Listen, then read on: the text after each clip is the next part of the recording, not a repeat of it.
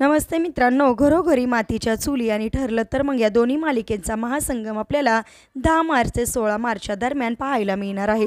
तर इकडे मधुभाऊ हे रोडने चाललेले असतात, तर मुद्दामून एक टेम्पो त्यांना उडवणार असतो। त्या क्षणी इकडे जानकी मधुभाऊ असं म्हणून त्यांना वाचवते आणि तर इकडे आपल्याला असं पाहायला मिळतं की जानकीच्या घरी चक्क सायली आणि अर्जुन आलेले असतात। त्यावेळेस सायली जानकीला असं म्हणते की मधुभाऊंच्या रक्षणासाठी मला असं वाटतं पुढील 7 दिवस हे मधुभाऊ तुझ्याच घरी राहतील।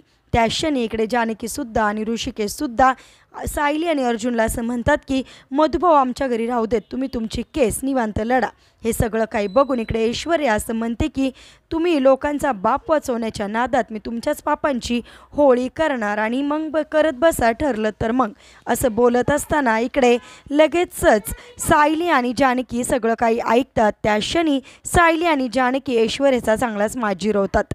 असेच मालिकेच्या पुढील अपडेट्ससाठी रंजक मराठी चॅनलला नक्की सबस्क्राईब करा। थँक्यू।